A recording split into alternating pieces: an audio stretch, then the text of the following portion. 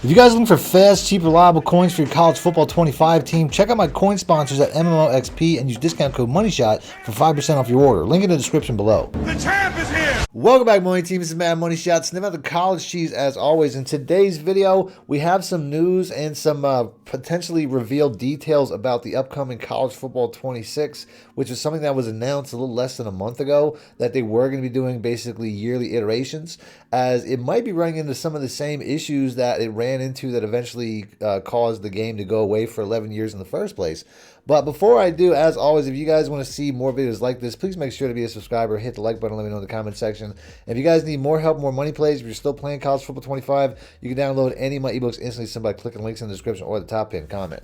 Now, the article that I'm going to be going off of here comes from Game Rant, which talks about how somebody directly interviewed one of the higher-ups when it comes to EA Sports, and an executive named Daryl Holt, who is basically just talking about some of the potential changes that are going to be coming out in College Football 26. Now, first of all, it talks about how College Football 25 was the highest selling game in U.S. history when it comes to sports games, which is something that's not necessarily surprising. It was definitely a big game, but I don't think that they're going to have any chance of duplicating that success when College Football 26 comes out, unless some of the things that they talk about in this article and in this interview are true. But ultimately, I don't think that, I just feel like that's a milestone that was 11 years in the making. I feel like whatever they do in the next one, it's going to be a bit of a drop-off, especially when you have GTA 6 coming out, which will probably come out like a month or two afterwards. And I'm sure that's going to dominate the gaming space for a very long time, or at least the rest of the year going through Christmas. So I do feel like they definitely feel and I'm pretty sure every game in the market, every gaming company in the market knows that they got to bring it to try to compete with a game that's also been, how long has it been since GTA 5 came out? Like a decade? So that's basically what these competing companies are going up against. So I really feel like EA definitely has to bring it with the next game. They definitely have to bring a lot of new features and fix a lot of things that they didn't fix in this game to really try to keep up with the pace of, like I said, one of the biggest games probably to ever release, which will probably be the highest selling game, might be the highest selling game of all time when it's all said and done, in GTA 6, if that's half as good as they're saying it's going to be. So I do expect them to, because there's been a lot, they've been pretty quiet. EA in general, when it comes to updates, there's still usually a lot of updates this time of year, and college football hasn't put out an update in like 2 months because I think that they're working behind the scenes on next year's game. I think they basically signed off on College Football 25, and they have about 4 months to try to really fine-tune this thing for College Football 26. Now, Daryl Holt said in an interview speaking to The Athletic that despite college football's success, that there were many things the team couldn't add to the game. Yeah, no shit, Sherlock. I mean, there was a lot of really stupid bugs in the game that they couldn't fix the entire year. That, I'm not as cool as it'll be to see whatever new features they come out with. I would also like to see them fix simple shit like the 56 player glitch, which is something so simple that if you put in a player who's injured into the starting lineup, that it completely changes everything about him, including his jersey number to number 56, which is something that I can't imagine that EA Sports hasn't noticed. And other small stuff like letting us choose whatever playbooks we want, but it doesn't sound like they're really going that route based off the fact that they basically are dug in at the idea that whatever team you pick, you're going to have to use that playbook, which to me is totally stupid. The concept behind that is the idea that they basically say that they don't want Alabama or great teams to use overpowered playbooks when pretty much every playbook's overpowered if you know how to use it. And teams like Alabama has one of the best playbooks in the game in the first place. Teams like Georgia has one of the best playbooks in the game in the first place. So that doesn't necessarily make a ton of sense. I guess they just don't want you using Alabama, who has really fast players by team speed, with like the flex bone and stuff like that, which really doesn't make a lot of sense to me considering that they have their own overpowered plays. So that to me just sounds more like a lazy excuse. But hopefully that's something that, Madden players got their custom playbooks back in regular game modes. They got their ability to change playbooks, kinda, because even in Madden, which is the same engine, by the way, you don't have the ability to change playbooks very easily. As I've been talking about how I have a glitch in Madden that doesn't allow me to choose my team playbook pretty much the entire year, and they never fixed it. So in reality, to me, it's not more about them saying, no, we don't want it this way. It's saying that they can't do it this way because they don't know what they're doing. They don't know how to fix that issue. And considering the 56 player glitch, they probably don't know how to fix the issue where it allows you to basically set your depth chart before you go into a game either, which is something I have to do every single time I go into a regular game, which is absolutely ridiculous. I mean, there's so many small things. I'm sure that that's what he's talking about. So try to figure that out before you move on. So that, to me, is going to be a bigger concern than whatever new things they try to add, because truthfully, they added a lot of really good functions and features last year that they brought to the entire gaming space of football, like the switch stick, like coverage shells and stuff like that. There was a lot of really good stuff that they added to this game that eventually got ported over to Madden. The new throwing style, the new throwing meter, all that stuff. You know what I mean? The improved passing, or whatever they call the revamped passing that they created. All this stuff was new. The new trajectory of the ball, all this stuff. They put more innovation into this game than they put into Madden probably in the last 5 years combined. So I really can't imagine how they're going to go from all this new innovation to top that, aside from maybe tweaking it here and there. That's kind of what I expected. And as much as I feel like what they're saying here, which they're basically saying that they reaffirm that they're committed to listening to players and shaping the game based on what matters most to them. On top of that, Holt teased the potential launch of College Football 26 on PC, which is something that I had a lot of people in my comment section asking about going into College Football 25. They're very disappointed they couldn't get it on PC. If they do get it on PC, though, obviously there's going to be a lot of mods and stuff like that, which is, I think, one of the downsides from EA's perspective, because they were so concerned with player rights as far as going into the game. If you remember, the big issue was Archie Manning. They were saying that he wasn't going to be in the game, and that you weren't able to create players because they didn't want you to create players that were in the game, because then it was a licensing issue or something like that. And then it turned out that he was in the game. So there's a lot of really unique stuff when it comes to college football on PC. They can definitely do it. But it's just like, is that real? Is there really issue? Are they really concerned? You know what I mean? When it comes to like creating players, stuff like that, it's like there's a lot of miscommunication when it comes to stuff like that. But it says that in addition to PlayStation and Xbox, EA is considering other opportunities, though he didn't provide further details. So I don't really know what he's talking about there. This is very vague and misleading when it comes to the stuff that was being said. They did say that College Football 26 was officially confirmed in January through a Twitter post, revealing that the game would drop in the summer, which is to be expected. It'll probably be the same month every single year in July, although the exact date, once again, is not going to be revealed. They're going to save all this information, things like the cover athlete, things like whatever the new features are that they're talking about, things like the release date. All that stuff's going to get released in the same schedule, similar to Madden over the last couple of years, where they're going to do that, ramping up to this actual release. But like I said, a lot of stuff here, it's basically just, they're talking about how they're going to be new features, but they don't really say what. And they also say that they're listening to the community, which is something that, if they were, like I said, they weren't really timely, because the community's been saying that they want things like custom playbooks, just to be able to, like they said, the ability to choose playbooks, all that stuff. They really want, basically the most simple things that they've had in Madden for a very long time.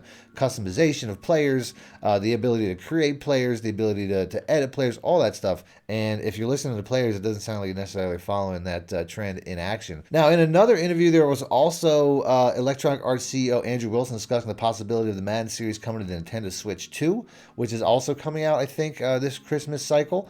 So it says that, they're looking to try to release all these games on more platforms. And they're going to try to release Madden on the Nintendo Switch. I would imagine that College Football 25 might be not too far behind.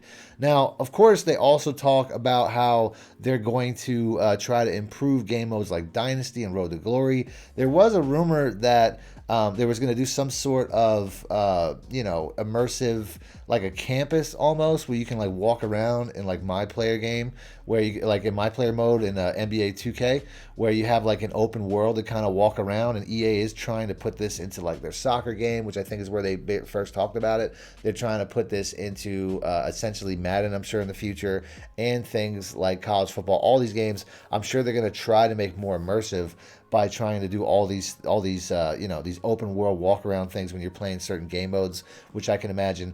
But when it comes to Dynasty and Road to Glory, to me, Dynasty really wasn't that great. To me, Dynasty felt kind of basic. It also felt really time consuming. We are basically, if you really like to play, recruitment simulator, I think Dynasty mode's the way to go, because you spend so much time recruiting people in that game that, to me, it feels like that whole system can use, first of all, an update. Because from what I hear, because I didn't play a lot of online Dynasty, from what I hear, a lot of people had it figured out to the point where you could create like super teams through the transfer portal, even with players that were trying to go pro. Like you could get like Travis Hunter, who's going to go pro in a couple of months. You could get him onto your team and all kind of crazy stuff. So they really need to fix the bugs as far as that's concerned.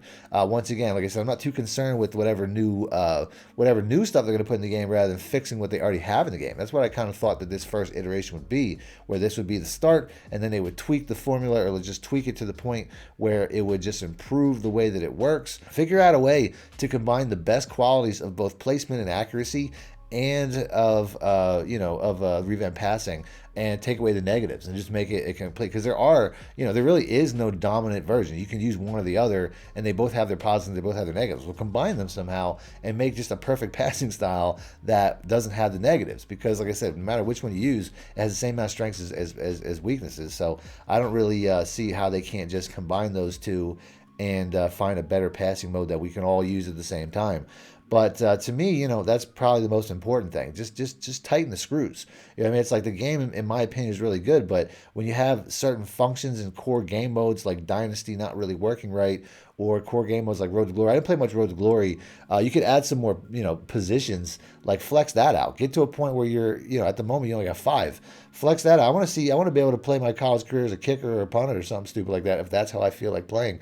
Now, all that stuff really isn't too groundbreaking, but I also did see somewhere that there is some companies out there that are trying to sign up college athletes so that they can basically represent them when it comes to negotiating better prices for EA to be in the game. Because I did say in previous videos about how EA was only paying these guys $600, every college athlete, for the most part. I'm sure some of the bigger names got more, especially Archie Manning, who they actually used in a commercial to show that he was going to be in the game. So I'm sure he got a boatload of money. But there was a lot of, stuff to be said about the fact that they only paid these guys like $600 and gave them a free copy of the game for being in College Football 25, and then it becomes the highest selling sports game in U.S. history, which means they made a boatload of money. And that doesn't even include cut and stuff like that, all the add-ons. But there is a company named Pathway Sports who is trying to sign as many players as they can to NIL deals, which is a way of them basically trying to create like a union, I would almost imagine, almost like the Players Union in the NFL, where they're going to negotiate for a better compensation for these guys. And they're actually paying these athletes $1,500 up front, which is almost 3 times the amount that EA was paying them without this negotiation. So this is something that I think is only going to get bigger over time, where these companies are going to assign more and more athletes to say, hey, you got to pay us a fair share to get in this game. And it could eventually become an issue when it gets to the point where, like I said, this is what basically caused the issue last time, where they weren't allowed to use college player faces and stuff like that anymore, names and stuff like that anymore, to the point where they stopped making the game. So this is something to definitely monitor, but I don't think it's necessarily going to be an issue, considering how much money EA made in the last game, and it shouldn't be an issue. I mean, if they're paying them $1,500, and let's say that they get the negotiation up to like $2,000 or something like that, who knows what the actual numbers would be? But over time, as this catches on and gets more popular, and these college athletes are going to want more and more money, which is going to happen. That's just the nature of the beast. It's the same thing that happens with the NFL. These negotiations always go up. This can potentially become an issue by college football 27, 28, 29.